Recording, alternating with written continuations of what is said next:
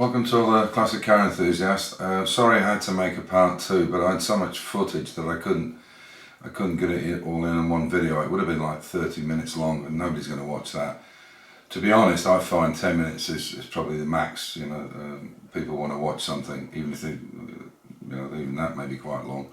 Anyway, I'm not going to waffle on like I did in part 1, but I just wanted to say thank you to all those people and mention those people. So. I hope you enjoy the video and you will follow us with the rest of it, because it's getting to the point now where it's getting quite exciting because we're bolting bits on. I mean, obviously the ultimate will be when the livery is done and it really does look like a track or a race car. Anyway, I hope you enjoy the movie and take care. Bye. And the answer is yes, it does fit. You have to basically tuck it down and then get it onto the manifold and then push it in. So what I'll do is I'll tighten this up, I'll screw all this up. The way it's going to be in the car. In fact, I'll probably put the vents in first.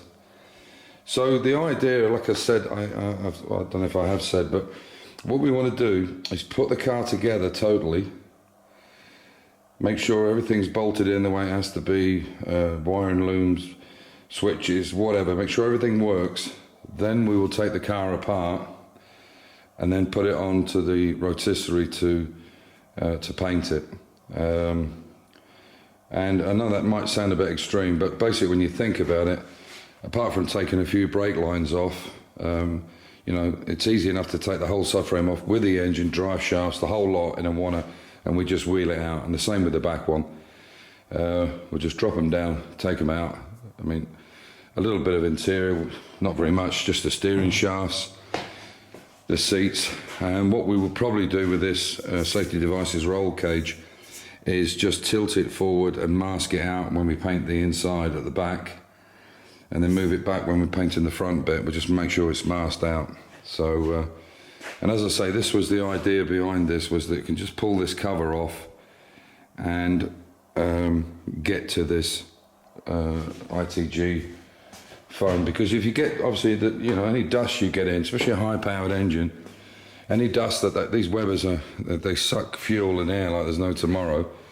And you imagine you're pulling in dust and air, dust in the air, and it's going in and it's detonating under. It's like I don't know, it's little diamond pieces almost. It's very bad for the piston crown. Well, very bad for the board, generally everything.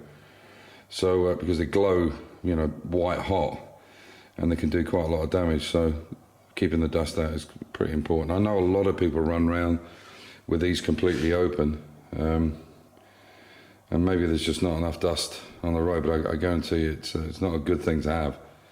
Anyway, I'll bring you back when I've got a bit more done. So as I said, you can see I've put this in now, so what I'll do is just give it a quick clout.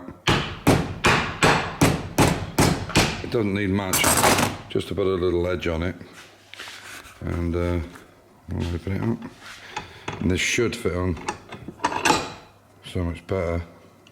Okay, you can see it's just got a very, I can get it into the camera. Maybe when I put it on.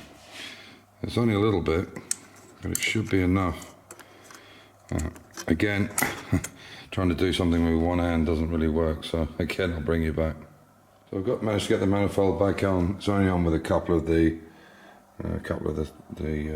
bolts, or a couple of the washers, just to get it in place. So what I can see now is I've had to cut this box that we made. I mean, obviously we made this box with a rough idea of what the carburetor size was, but not taking into account the air filter, the ITG filter. And you can see quite clearly there that the top of it is going to hit. So I need to cut some more out of this bulkhead.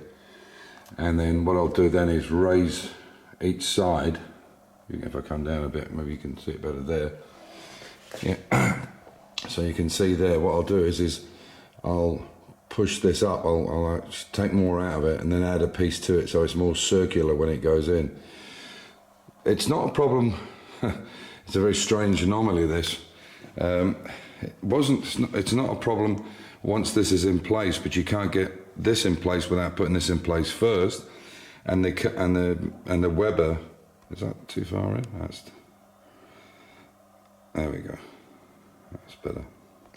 And the Weber won't go into the box the way it was, so I had to cut it.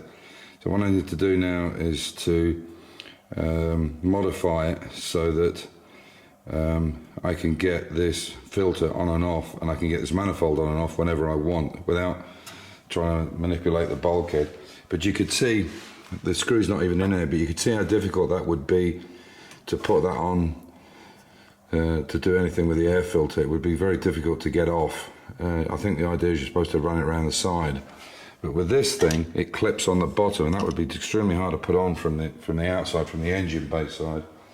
And this is why I went for this idea of putting it in this way, you know. So you take this panel out, it's only bolted in, and then you can take this off, and you can see there what I need to do. I've cut this centerpiece out.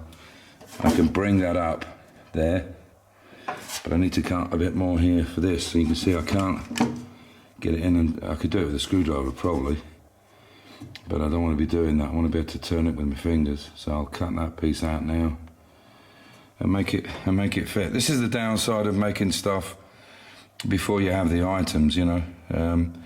It can be jumping the gun a little bit, but we wanted to get a little bit ahead. So it's only the top piece we need to refabricate, which I'll do tomorrow on Sunday. Yeah, so there we go, another job done.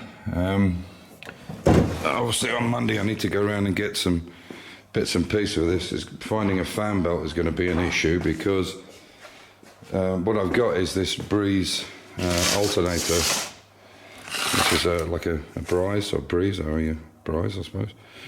And I got this from Mark Draper. He had it on Bolt, and he did me a really good deal on it, second hand. So I took it off him, and you can see how big this pulley is. Obviously the pulley is so huge compared to a normal alternator pulley, because obviously the larger the diameter, the slower the wheel's going to turn.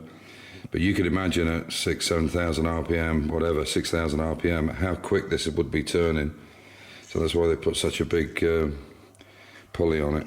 So now what I've got to do now is work out how big a belt I need and try and find one to fit. But you can imagine that's going to be quite an ask. Originally, we weren't going to go with a water pump on this, a mechanical water pump.